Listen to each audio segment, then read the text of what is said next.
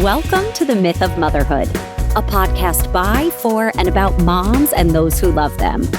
I don't believe in TMI, and this is a 100% judgment-free zone because there is no one right way to be a mother. There is only your right way. I'm your host, Alyssa Alter, a Brooklyn-based mom, women's health expert, and motherhood advocate. Curious to learn more about what I do and why I do it? Visit alyssa-alter.com. All right, let's get this myth-busting party started. Welcome back.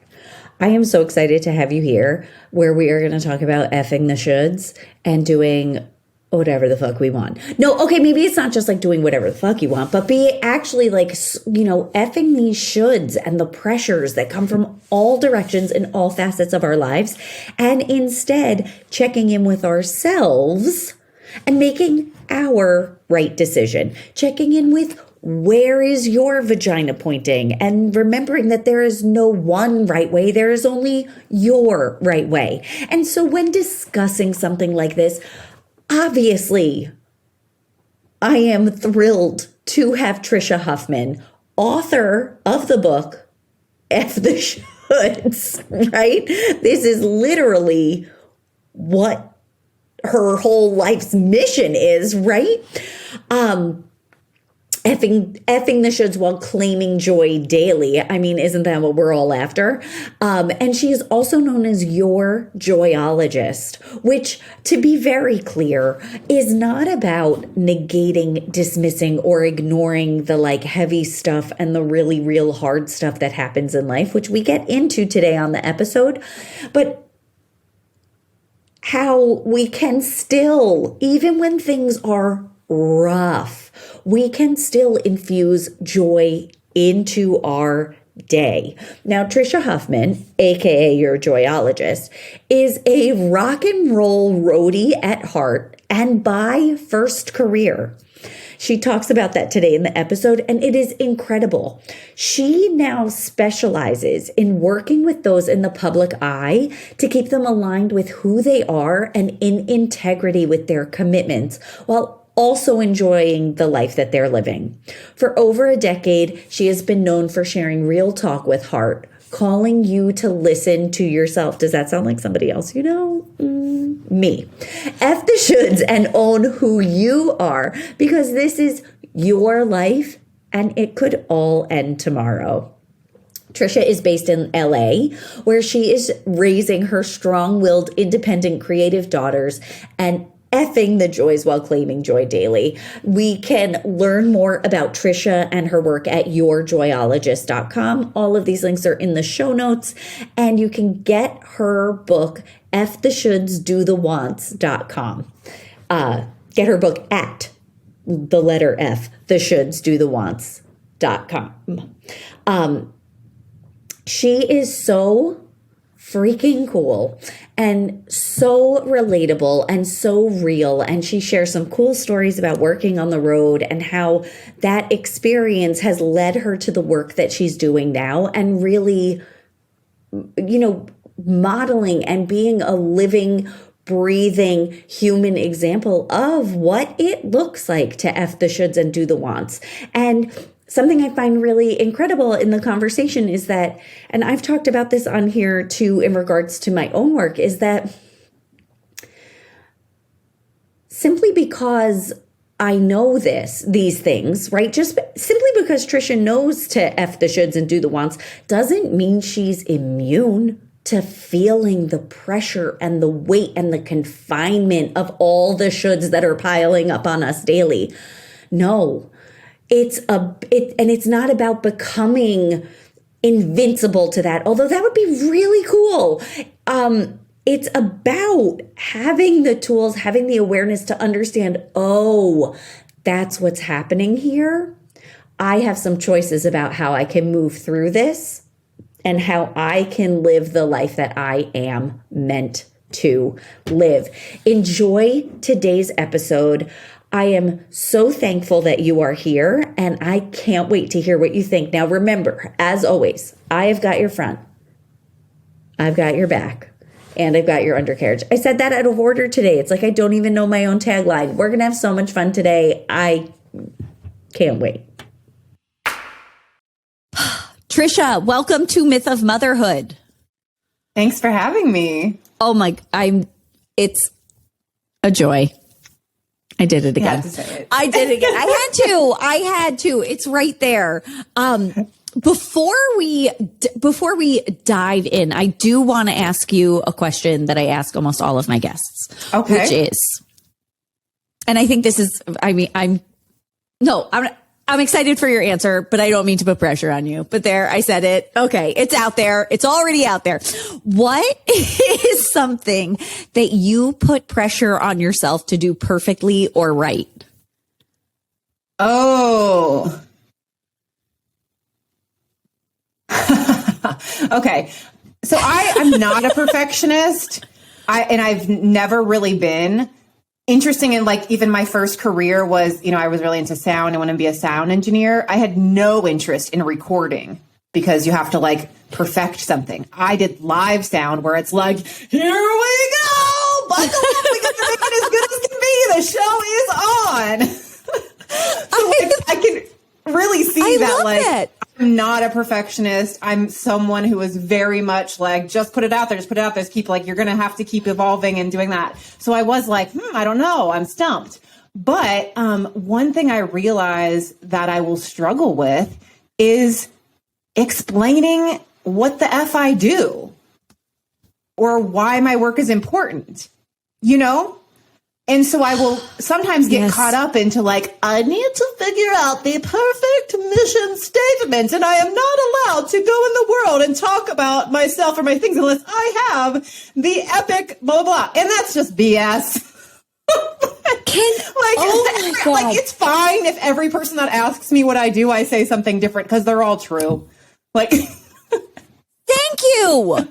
Tricia, this is literally, I have spent way too much time and energy on this. And anytime someone asks me what I do, I'm like, it's a lot of things. I do a lot of things.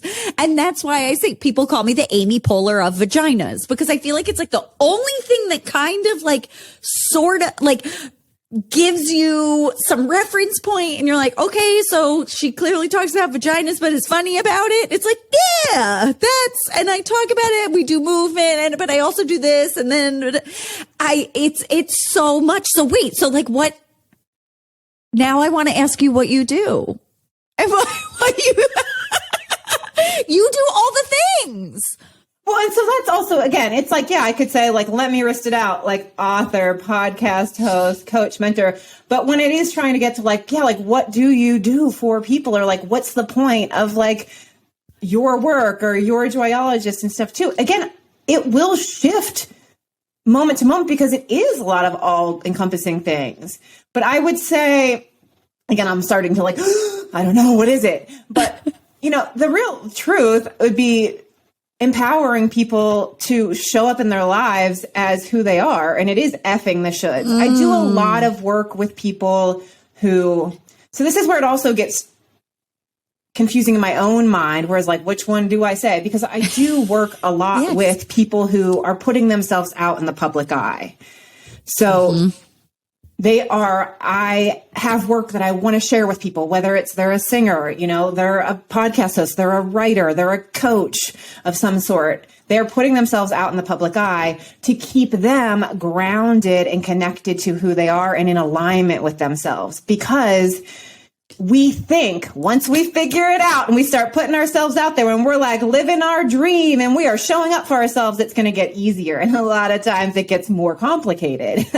Yeah. and more doubts and fears show up and we go into more comparisons and what should I be doing? And this is the way I do this and blah, blah, blah. And then you got advisors and mentors and all of that. And they want to tell you the right way and this and that. And even again, like I worked with people who were super successful, doing their biggest dream work, and then the agents, the manager, everyone telling them what to do. And they're not all wrong, but also people actually I've seen over and over that once you actually start doing the work you're passionate about, it gets really complicated. You often do lose yourself, have more imposter syndrome, have a hard time setting boundaries, forget. who you are and what you're doing it. So a lot of my work is keeping people in that alignment and to hold their vision for them and like see that they have the choices and clear out the noise. Yeah. And then also for in my work, in my social media, in my book and all of that, it's for everyone to, your life is short. We don't know what's going to happen. So to claim joy and fulfillment on a daily basis. And that's for those same people. Maybe their biggest dreams have come true or they're working on it. What's the point if you're not freaking enjoying it? Great. I work so hard and I have this, or I'm working so hard to be this. Well, what does it matter if you're not enjoying your daily life? So that's for people on all scales and whatever you're out there doing in your life. Claim some joy right now. Go. Okay. Listen to the rest of the episode and then. Get ready to just go claim your joy. Not quite yet, but get ready because that's thinking about how you're going to do that. That's how we're going to send you off at the end. I'm obsessed with all of it because it is so true. I mean, when we are living in our alignment, everything works the way that it unfolds, the way that it should, the way it's designed to, with ease. That happens literally in our bodies. Like if you are standing in your alignment, like your skeleton is like where your skeleton needs to be and the muscles are balanced and doing what they need to do. Like your muscles will do what they need to do and not overcompensate. And like you'll poop better, you'll breathe better, like your blood pressure will regulate, like all of the systems in your body will work better. But also energetically, when you are aligned, the creativity will flow, the opportunities will show up because you are showing up in your alignment. So then the right opportunities can come to you.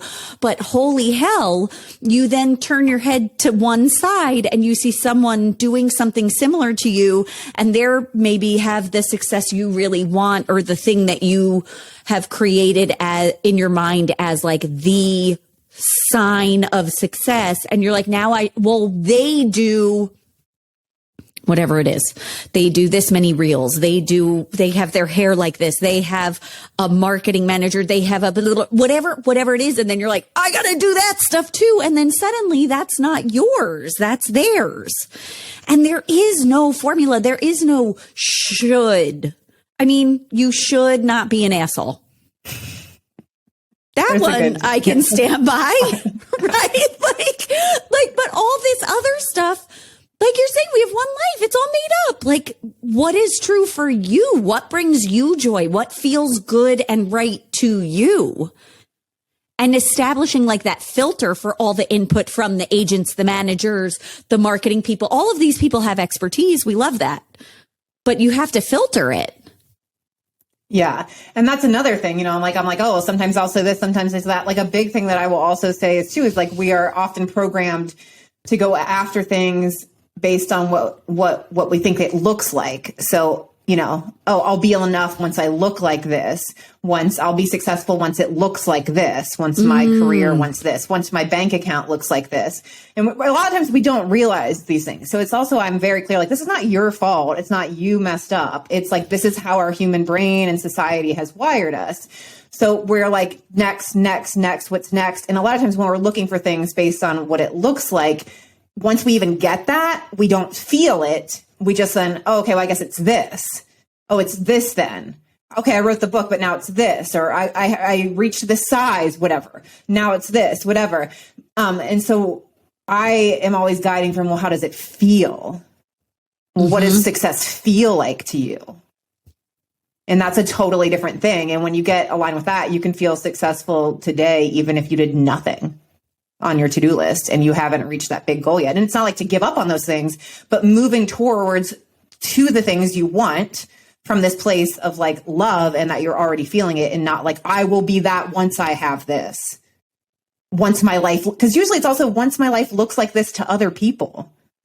That's right. Really like we're living our lives based on how we look to other people. But we don't realize that. And that's a lot with the shoulds. It's like we're outsourcing our life choices. Is this okay? Do you guys like this? Is this going to work out? Is that everything? And then the wants have you coming back to you. And again, when you're going to how does this feel to me, it has it coming back to you. Because again, this is your life. So what is the point of working so hard to make those things happen if it doesn't even feel good to you and you're not enjoying it as you go through it? my brain is on fire. I'm never going to get over that the shoulds are us outsourcing our life choices. Oh, that is like, fuck. Shit. Tricia, I mean, I'm never going to get over this. Cause it's true. It's so simple, but like that, yes. And just in that context, it's like, oh yeah, like I don't want to do that. Cause also who am I outsourcing it to? They don't know me. They don't know me at all. And I barely know them. And I'm giving them that much power, whoever that, right? This whole thing. So, okay. I mean, we've been saying these things. We've been saying these things that I have no doubt are making everybody's brains explode. Like my brain's on fire. Your brain's on fire. Everybody's brain's on fire. And we've been talking about it in a more professional context, but like this, like if you think about being a mom, all of this applies. All of this transfers it like times, what would you say? I don't know that 10's enough. No. 10's not enough. Definitely by a million. Like a million. A million times infinity, right? Because it's also so interesting because like the things we care the most about, right, can have us actually really having us lose our connection with ourselves. Like I remember first becoming a mom and I had already been living this life, you know, like how I came to this this should do the ones from like 2 key moments in my life. Those had already happened. I was already living like that, like, you know, this way, had all the mental clarity and stuff. When I became a mom, I've so lost myself in like, what should I be doing? Should it be this? What should it be this? Oh no, I shouldn't co-sleep because people say this. Oh, but I should do this. Oh no, but I shouldn't give her formula, but I'm not making enough breast milk. But the midwife said to do this, so I should be doing this. But the doctors are saying this, so I should be doing this. Like so overwhelmed with like what stroller? Oh my gosh, why is it so hard to pick a stroller? Should I get? Because what is going to? And I'm definitely gonna have 2 kids, and so I want this and blah blah blah. Like oh my god, every choice. I tormented my husband over that. The number of conversations about which stroller for the same reason, because I know I want to. I mean, I would get this one now, but then when we have a second, what are we going to do with blah, blah, blah, blah, blah, and it consumed me. Yeah, like so these things consume us, and so. But I really realized I really like lost my trust for myself because I was a new mom, and I so badly had always wanted to be a mom. I was so happy to be a mom. I was fully on board and committed, you know, to all the things. And like, it really took me a while to be like, what feels best for me? And also like this constant remembering that what feels best to you right now is not like your final choice. It's like, we're constantly shifting and changing into that the moment to moment thing. And also so much with motherhood was the ways like I had not even consciously predicted how I would mother. Right. And then the reality. So like, as you're a mother, then the like, I shouldn't be feeding them this. I shouldn't be allowing this. I shouldn't be blah, blah, blah. Right. Like how often we move into motherhood with like, there's no way. There's no freaking way, even as close as you can be to like being around people with kids and stuff like that, to realize the reality of motherhood and like how we think we should be a mother based on before we were a mother. And it's just like, there's no attachment to reality there, really. Just being like, okay, like really making the amends to myself of like, yeah, this is what I'm feeding my kids for lunch. And that is the best choice for us, but I should be only feeding them whatever, the purest, most blah, blah, oh my God, homemade, homegrown, you know, all of that stuff. It's totally true. You're making me think about, I have a background in improv comedy as well. And I was in live theater for a long time. So I'm with you with those audio engineers. Just, you know, you're just making it happen and it's an outdoor theater. And is that a lightning storm? Okay, cool. But in improv, you play to the top of your intelligence. And so you have the information that you have and you make the best decision with the information that is present here. I can't, what applied before, might not apply to now this information that is in front of me, and I am going to make the best decision. Does my son wear a pajama shirt to school every single day? Because why am I going to, I've convinced him that it's inappropriate to wear full pajamas to school every day, except when it's designated pajama day. So we have school pants.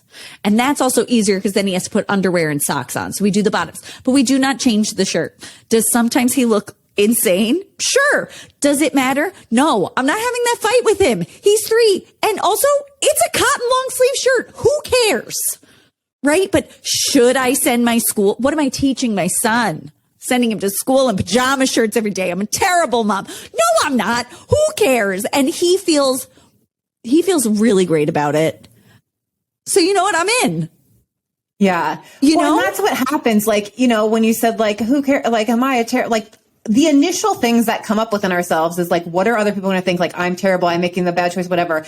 And then like, I'm always like, well, let's question that thought. Like really like, why am I a bad mom? Because my child is clothed and he is so stoked to continue wearing the shirt, which by the way, obsessed that he's like, nope, jammy shirts. He's like, not my shirt. I want to wear this shirt. And I'm also like, look at you. You're so empowered. I said, that's important to you. He said, yes. I said, then that's the shirt you're going to wear.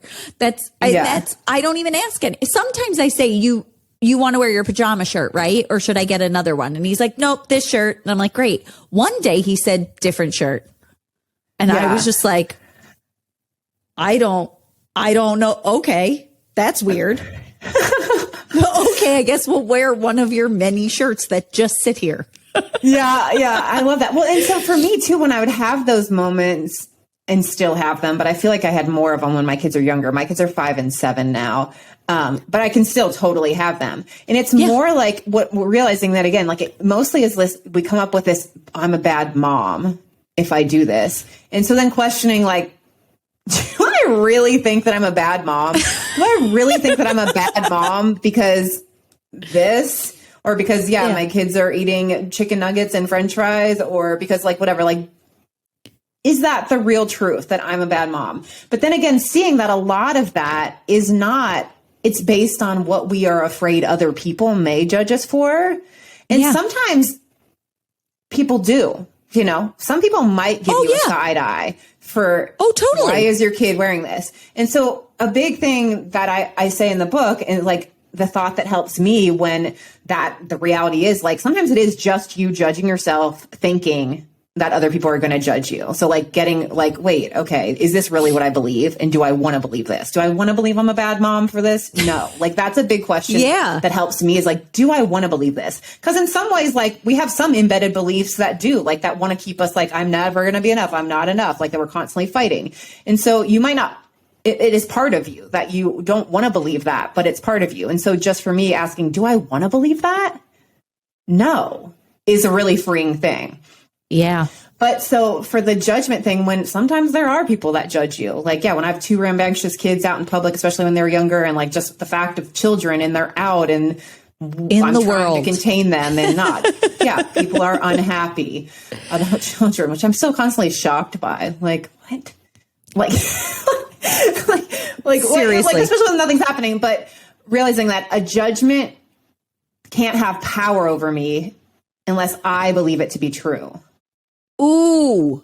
So for those people that might be like, I can't believe that you let your son just wear his pajamas, and they might be or like I see people being like, oh my gosh, I can't believe that kid is letting her kids eat their chicken nuggets off the floor after they dropped or whatever. Cause then it goes to the steps of like, this is what I'm feeding them. And then, whatever the thing is, or, these kids, like, even if they don't say anything, the looks in people's eyes, or if they do say something, some people might judge you, and that doesn't have to do with you.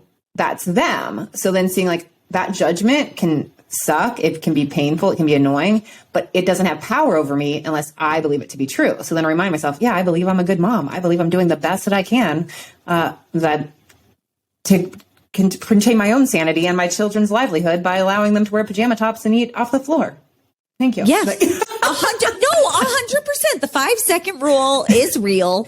And I mean, it's also, I mean, it really is. And then if you were to, you know, on the other side of that, if you were to but like follow all the rules, right? If you honored all the shoulds and followed them and did that, like really not just what life are you living, but whose life are you living? And I know I experienced that in my first marriage. I feel like that early part of my life, like I did the shoulds. I checked the boxes. I did it right. And I was really not happy. I was miserable and I was doing all the things I set out to do. Everything on paper looked great and I was miserable.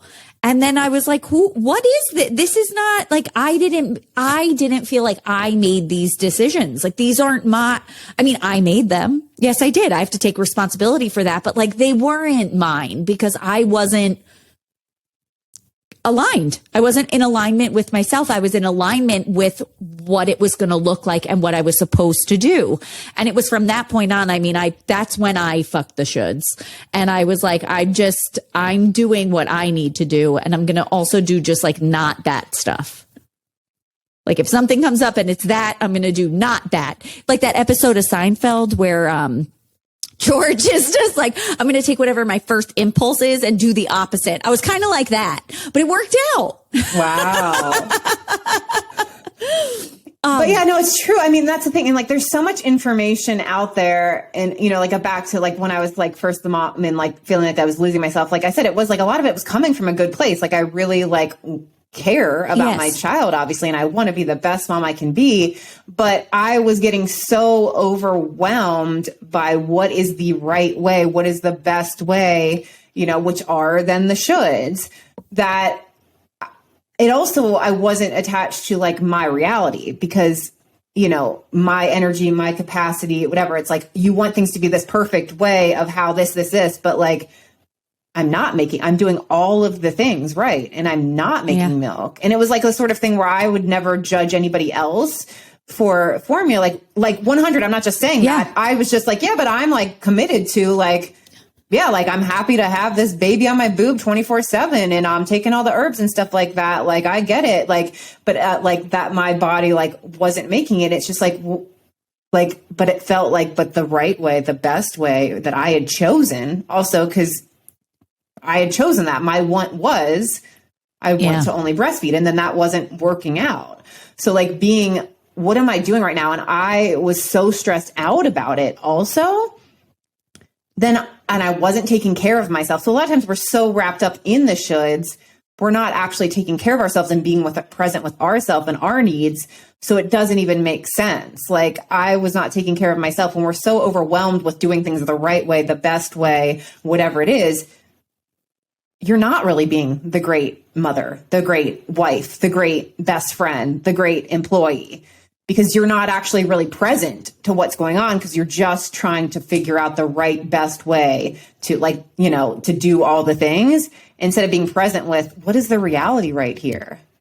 And what can I choose to do about it with my current circumstance, my current capacity, my current budget as well. So that's the thing too. We can carry on shame around, I can't afford this. And that's what I guess a good mom does and does that. And that's bullshit. Yes. Yes. And to, you know, supporting what you said, it's again, like if the shoulds are outsourcing our life decisions, right? It's not only outsourcing and bringing in other people's opinions, it's cutting ours out. So we are disconnected from what it is we want, what it is we need. I know you know this. You are not the only mom. The number of women that I personally have spoken to and that we've seen in so many ways that torture themselves and really are harming themselves, in desperation to breastfeed, when it is not good for their physical health, it is not good for their mental health, that it is But that isn't like, we're not supposed to consider that in our motherhood decision making. Right? Like we're just supposed to make it happen. Like that's what those shoulds come in, and it completely cuts us out. And that's, we gotta cut back in. Like we need to be the center of that decision. Yeah.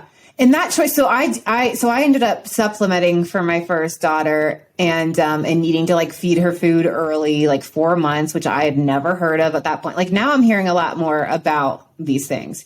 That was only 7.5 years ago that I had my first, but like there wasn't as many people talking about that too. But so I also feel like earlier on, like there were a couple weeks where I had to like take her in daily to get weighed.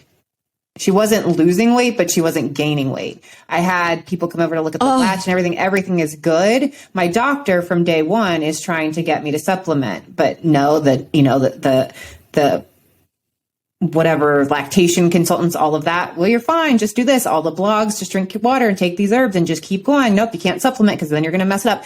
I felt deep within, this isn't working, but also the people supposedly looking out for me kept telling me, no, stick with it, stick with it, stick with it, stick with it. So like the fact that I was sacrificing my own health and my baby's health because I was getting the information of you can't supplement because then you're really going to mess up your milk. So I was feeding like attached around the clock, like seriously, for some time there. And then when I finally like supplemented, like it was like, I was going to say you could breathe again. And my baby like took a good nap for like the first time, Yeah. like whatever. It's like, it feels like, it's shocking now to even talk about like, how could I have even, like done that? And again, she didn't lose weight, like, but some babies do. There are probably some people, babies do. out there. And again, like, and I was I was feeling like, I really feel like I need a supplement, but nope, that's wrong. That's wrong. You're committed to this. Everybody's saying this. The lactation consultants, all the people are saying, you got this, you're on board like this. So it also was like that. It wasn't just like my pride. Right. You were also getting it from the experts, which speaks to, again, these people are experts. And I definitely relate to that feeling of, well, you've seen a lot more newborns than I have, right? The lactation consultant, you have a lot more experience just in any sort of feeding an infant than I do. And that is true. They have information that we don't have. They have expertise. And you've known your baby for a while. If you gave birth to them, you've known them through that whole pregnancy, but nobody knows you and your baby better than you and you. But your baby still doesn't know that they're different from you. But like, like following and honoring that intuition and speaking up for yourself, which also feels really scary when we're not supposed to like question authority.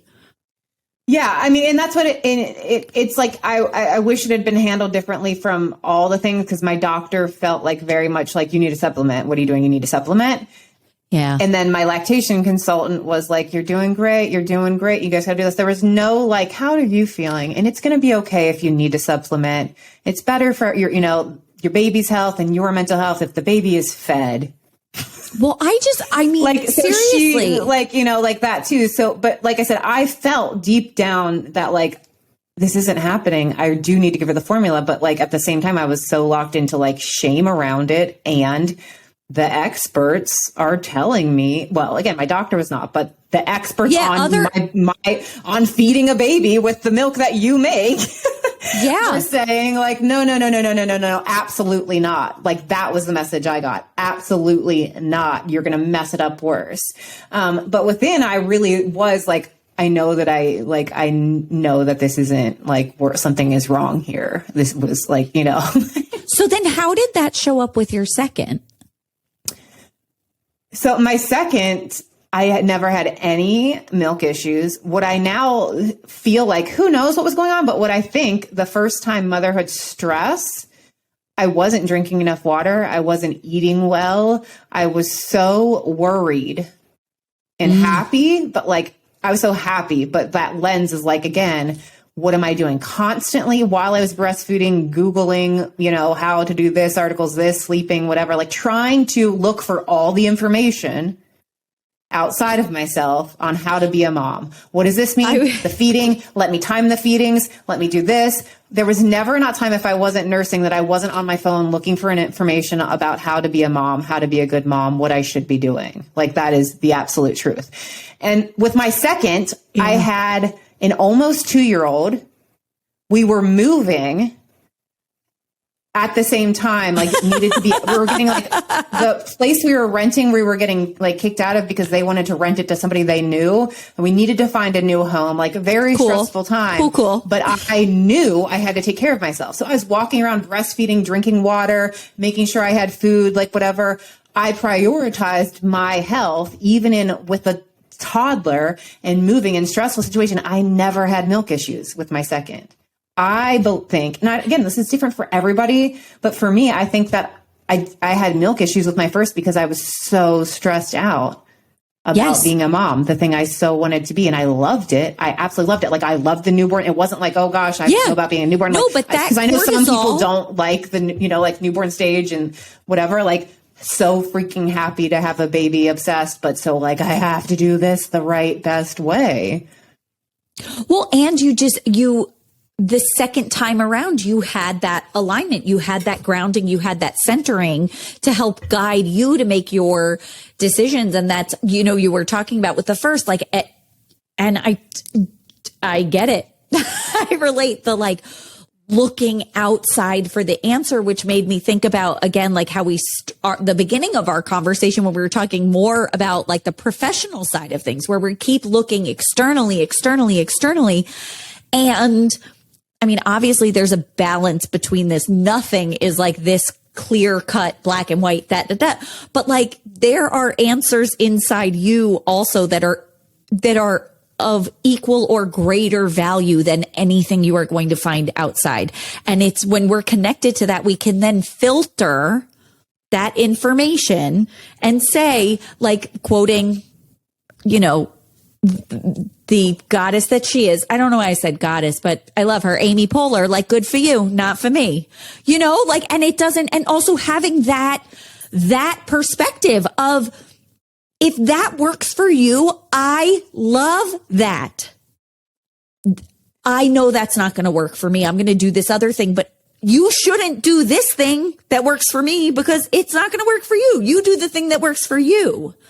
Right? Like, yeah. And that was a big thing is, so I think the first child, I was again, like, yeah, different things work for different people, but I didn't really still have like confidence around that within myself in my choices. So again, because there's so much information out there and I'm grateful for all the information.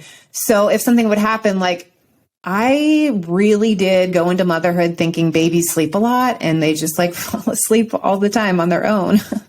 I had for like such a hard time. Is that like I had such a hard time getting my daughter to nap, right? And then like didn't realize I have to help this baby fall asleep, like, and then learning about like sleeping cues, like, right? So look out for their sleeping cues. This is one of the funniest moments I feel like I've had in my life. Reading about sleeping cues. What are sleeping cues? When a baby yawns, it means they're tired.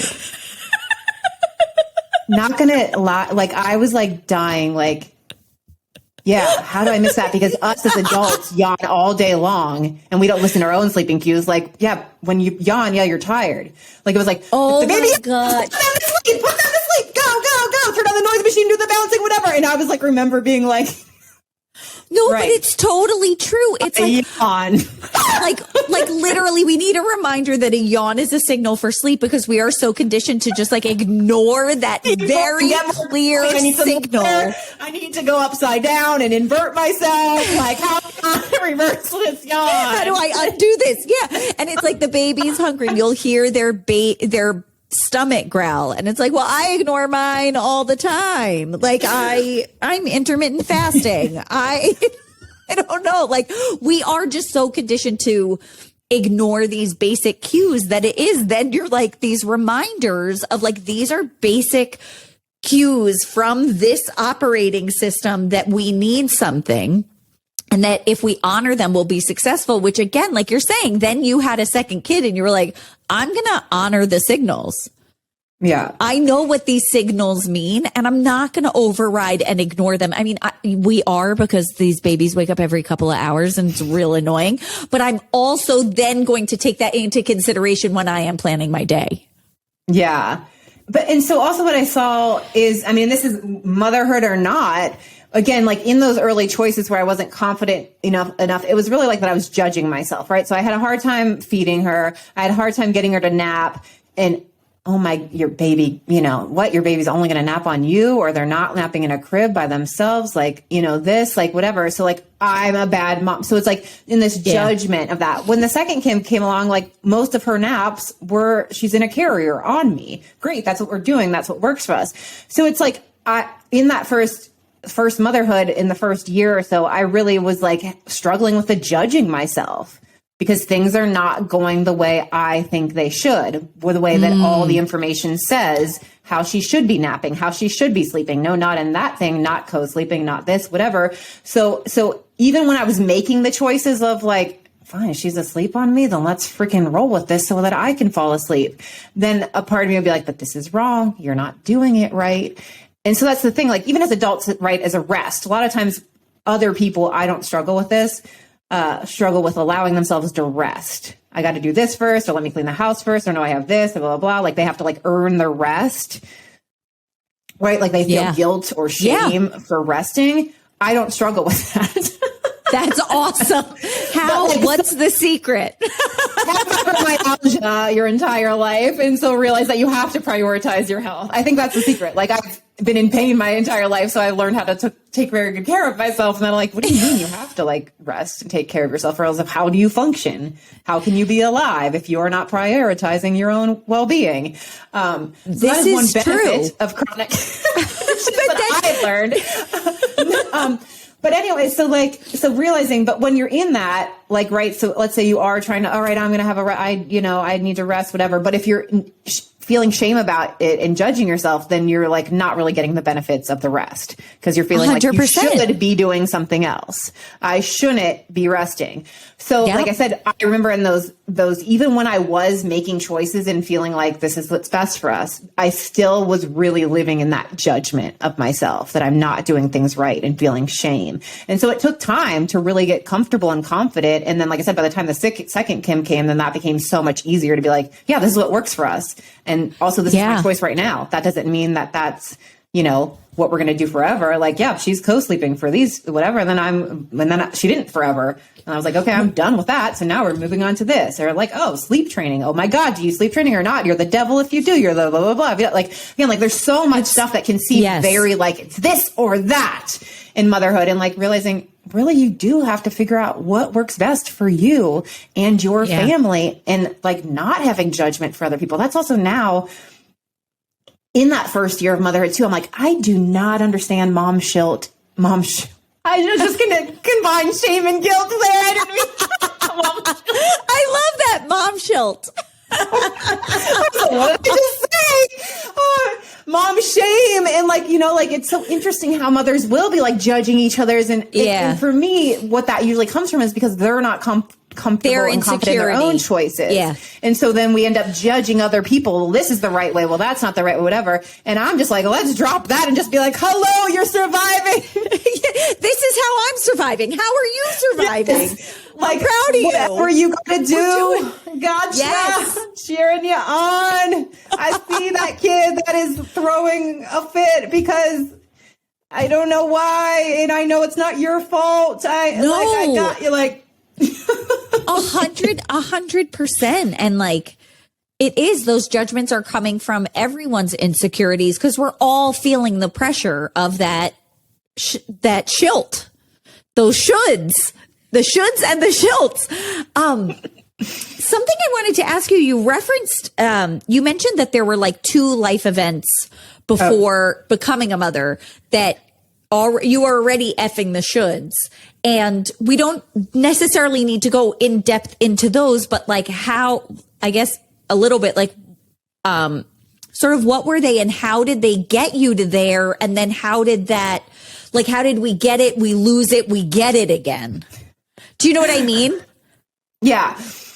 No, so the two key events were one when I was 15 and, I had like I said, I ended up being diagnosed with fibromyalgia when I was 18. And that was like when it was first becoming a word.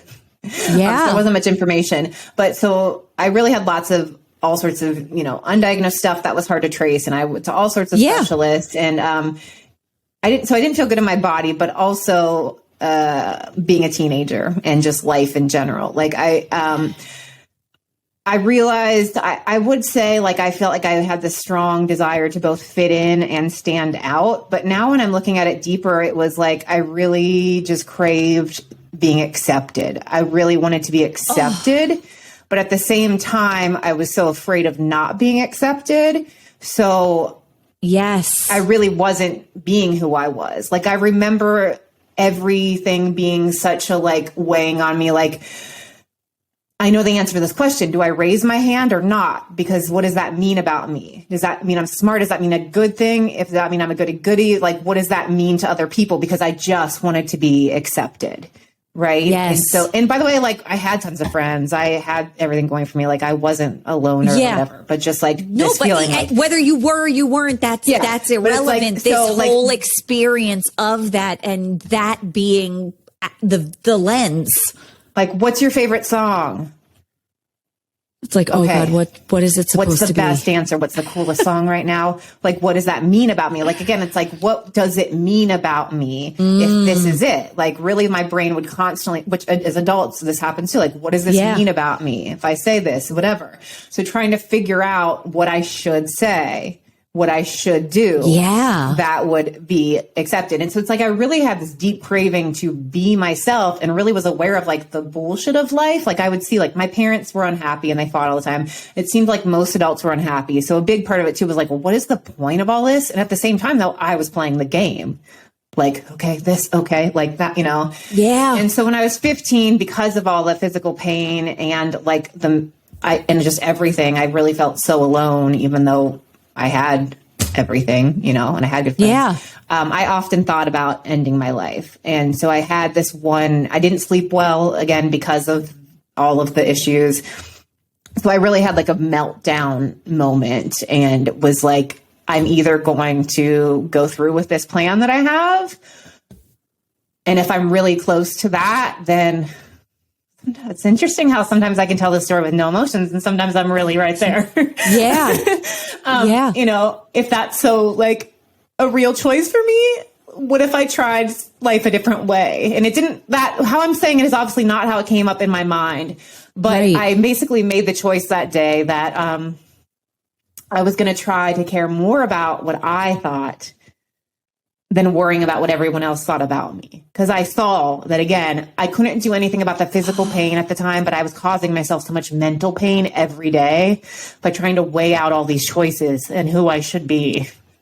Yes. Just wanting to be myself, but I didn't know who I was because I wanted to be accepted. I have not gotten this emotional retelling this in so long.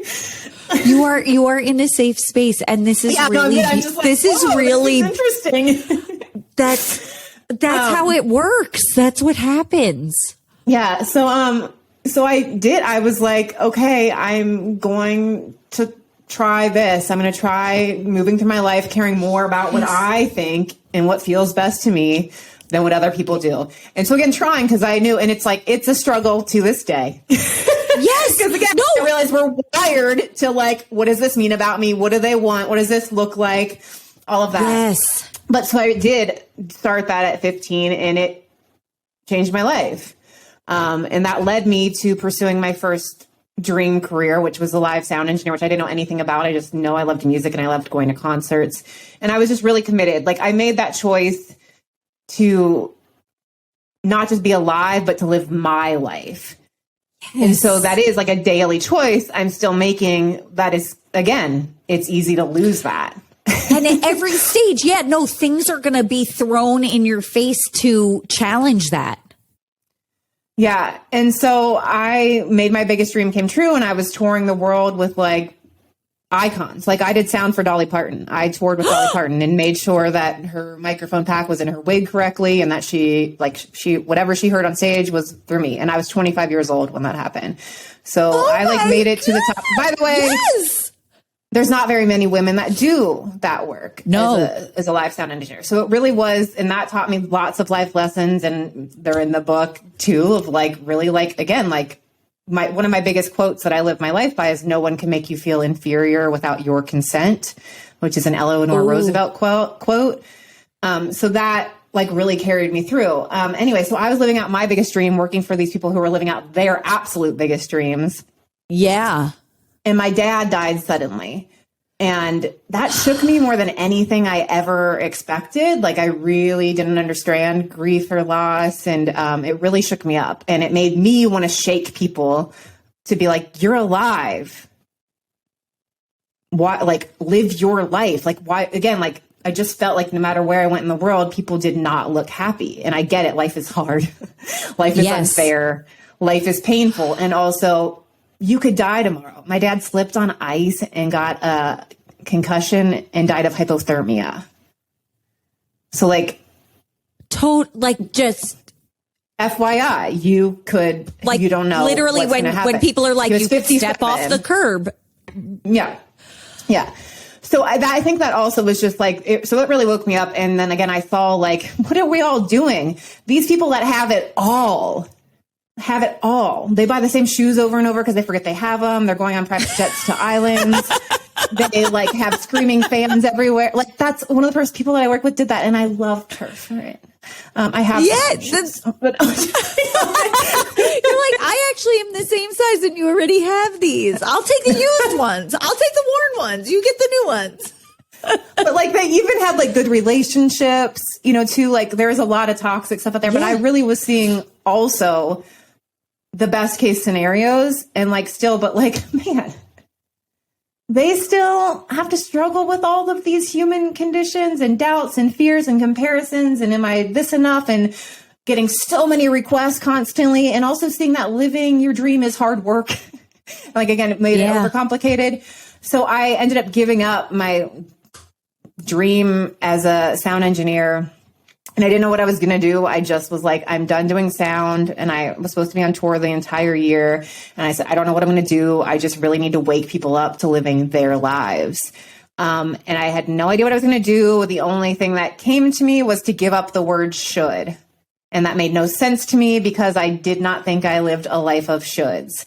But I went and I had like a year of exploration, and I gave up the word should, and I was shocked at how deeply embedded it was into my life. And so then that showed me all the ways, even though I was living my wants, how I was still like living in so much self-judgment and stuff. It really exposed so much because, again, the outsourcing the life choices of just every day, like, okay, I should be out of bed right now. What should I have for breakfast? I should do yoga.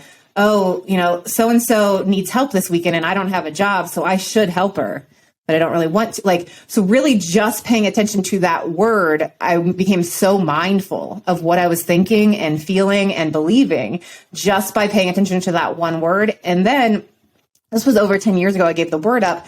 So, but I still feel the weight of it daily. So now I'm really tuned into my feelings, right? So it still comes up constantly. And so I have to still navigate, oh, this is a should. Oh, what am I feeling right now? Oh, this and that. So, but just focusing on that one word tuned me into so much about, again, like I said, like everything that is coming through my mind at all times and how I'm making meaning into that, or looking outside myself for my answer instead of, what do I want? What works best for me? Because sometimes also we can't have what we want. Like there's like the book goes into all sorts of different ways of like, okay, great. So then what about this? Those were the two life-changing moments that I thought I was going to tell you very shortly. And those are incredible. And I really like the way that, this conviction to live your life, like, and for everyone to each live our life is is so radical and so important and so beautiful. And I really love how, that you're explicitly saying this doesn't mean that like you are immune to shoulds now because you have this awareness around it and it's been challenged multiple times in your life that you've really faced it and like faced it, but that you turn it into like, oh, that's a should. What is this should showing me?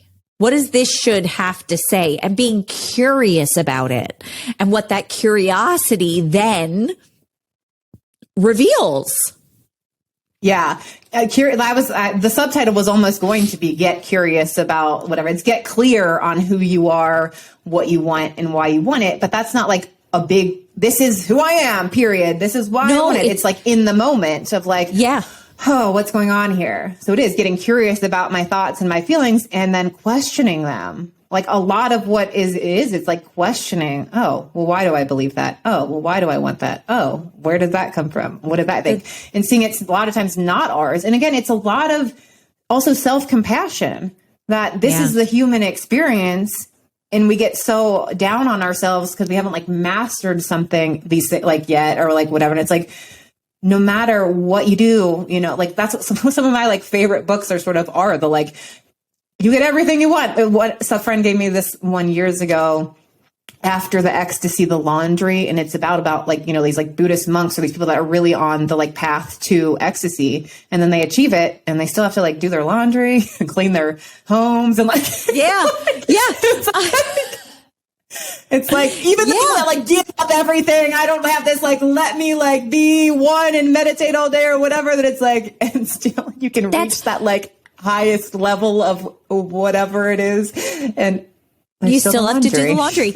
I had an acting coach who talked to me a lot about that, who was like, don't forget, like when you have your successes, like, don't forget, like, you're then gonna like go home and make spaghetti for dinner. Like, and when you are working with someone who you see as being of a certain status, that they go home and make their spaghetti for dinner. And it's sort of the same thing that like you can reach these, right? Like we have these milestones, but at the end of the day, like we're all going home and having dinner and doing our laundry and, missing a sock, and we're all having this human experience also. Yeah. And again, it's like, and that's what I was seeing. It's like, you can have everything you've ever wanted and you're still going to like be fighting these things. So it's again, like looking at being clear with, well, why am I making these choices, or what can I do? Yeah. You're constantly getting clear with yourself. And then also seeing, too, when I'm saying like to live your life, like wake up, it's your life, and that too. I don't feel like it's like live every day as if it's your last, right? Like when we say that, like it feels like, okay, so every day I would be like going out and doing these big adventures or this, I'm going to give away my money and stuff like that. It's a lot of pressure. And that's not realistic. But looking at it more from of like, if this was my last day, would I have been happy with my choices? Like, what am I wasting my time worrying about?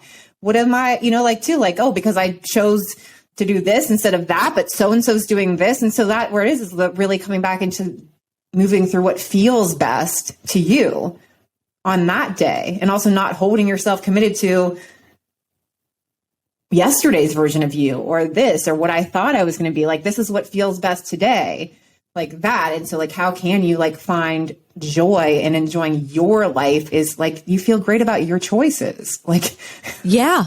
Do you have anything that like, do you have like, I was going to say a daily practice, but maybe even just like a regular practice or check-in, that something that you do to check in with yourself, that you are with yourself? So for me, because I am so tuned in, like, yeah, you're living and breathing this.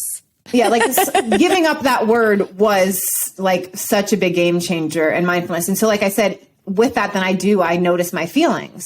So I will wake up and be like, oh, like today I was like, oh, okay, I'm feeling a little like funky, wonky today. Like I'm not just like, woohoo, I'm awesome and I'm so excited to live my life. Like I woke up with that sort of heaviness. And again, so first of all is meeting myself with compassion, and like, that's not wrong. That's the truth. That is my reality. I woke up with these feelings. Okay. And also sometimes you don't need to figure out why. Like sometimes it's like, oh, I know why because I'm worried about this thing. Sometimes it's also like, who knows? Like, that's why I'm not like somebody who's super buys into astrology, but it's nice to be able to like, who knows what's happening in the stars? I feel it's a great way to not take things personally. Yeah. Like, so why did I feel wonky today? So it is just like checking in with myself, how I'm feeling. I'm feeling this way. Okay. And then like, what can I do then to nurture myself? What can I do to bring myself joy? So I am like known as Joyologist. So a lot of times it is like, great. So what can I do to support myself right now is also the way to look. Because sometimes when you're feeling wonky or when something really terrible is happening in your life, you're maybe not like, how can I add joy? And that might be too big of a leap, but how can I bring time, like it is a little more? Like, it is like having some joy sprinkled in is a good thing, but you just might not be able to get your mind wrapped around it. So it could, so then for me, like I said, if joy feels like, ugh, I don't even want to like, no, then it's what can I do to nurture myself? And sometimes they might be the same thing. Like I'm going to go take a walk outside. I know that that helps me. I'm going to put on something funny that makes me laugh. I'm going to put on music. I'm going to like go make myself a beverage that feels comforting. So, you know, so I really am tuned into how I'm feeling and I don't try to force myself out of it, but just be like, what is going on here? And then like, how can I support myself through this? And a lot of times in those ways, it does shift the energy. Yeah, it does.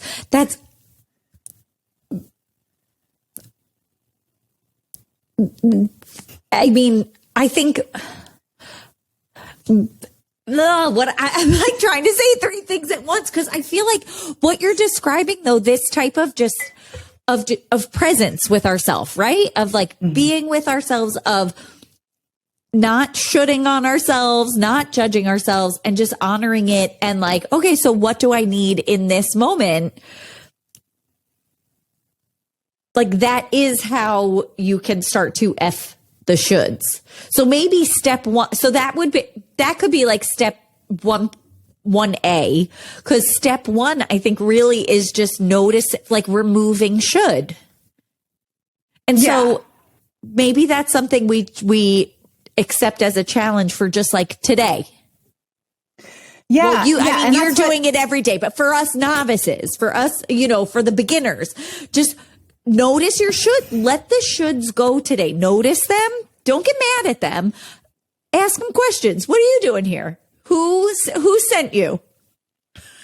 Who are you representing? Totally. Because I believe in like, I'm like, no, do it forever. But I get it. Like, I'm also very big on like, if we tell her something big or like never going to use this word, then it sometimes we just will be like, that's unrealistic. So I'm not even going to try. So like, like, why not be like, let me try this out for today and just notice how much you see the word should in social media posts, in media, in marketing. Notice how much it comes out of your mouth, which can be harder because I will have people that have been like working on it and then they don't even realize they've said it. And I'll be like, oh, you just said it. Like you just said it. You just said it again. And they don't realize still it. But saying like, it. but also like looking where you're trying to cancel out like, oh, I shouldn't feel like this. I should eat this, not that. And then so for me, it most of the time is swapping it out for want. And sometimes it's still the same choice. And you're going to need to get the book to get all the details. But like, you know, easy ways it comes up can be like, oh, what should I wear today? Just try swapping that for what do I want to wear today? Oh, what would feel good to wear today? Yeah, what should I eat for breakfast? Like, again, it happens so much. You have no idea how much you're shoulding on yourself. You might be like, like me. I don't live a life of shoulds. Why would I give up the word should? Like I live this awesome life where I've done all my dreams and I told everybody to F off when I was 15. Like you don't realize how much you are using the word until you like really focus on it. And so then just even noticing that shift from just trying that out. What should I eat? What do I want to eat? And sometimes, like I said, it can be the same answer. Sometimes like, well, I should eat the new wellness, whatever, blah, blah, blah thing that I've seen, or, you know, I should have this smoothie or I should have this salad. And then be like, well, what do I want? You know, and sometimes it's a different answer. And sometimes I want an egg sandwich.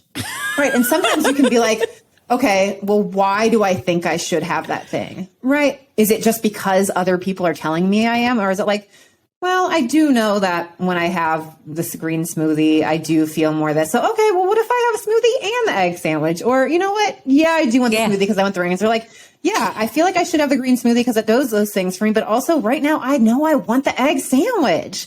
You know, so it's like having more of a conversation with yourself and not, again, that one's right or one's wrong, but seeing where is this even coming from?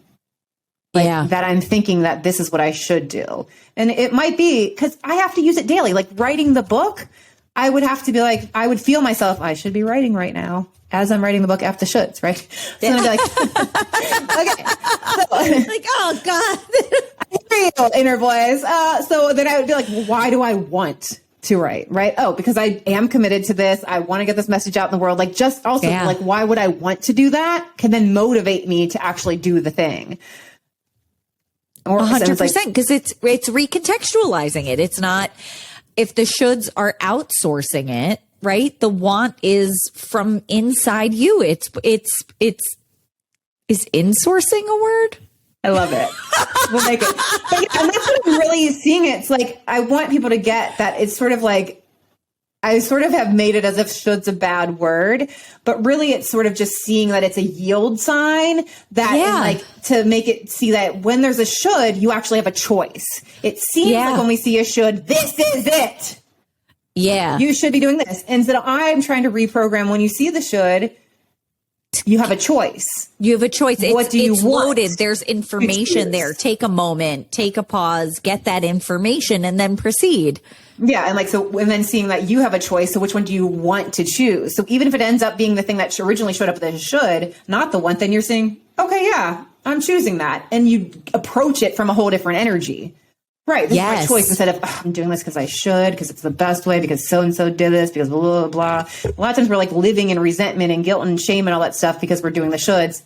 Sometimes you might be making the same choice, but you're getting clear with yourself why to make it your choice. Thank you so much for sharing your precious time with me. I am so happy that you're here. I hope this episode resonated with you and maybe even inspired some insight into the myth of motherhood and how that shows up for you in your life. If you found yourself nodding your head along with this episode thinking, oh my God, did Alyssa read my journal? Or I feel so seen. Or even I'll have what she's having. You can. Check out our incredible community over in the private Facebook group Moms Club and visit me at alyssa-alter.com to download your free guide to the 20 things no one tells you about pregnancy and postpartum. Remember, there is no one right way to be a mother. There is only your right way. See you next week.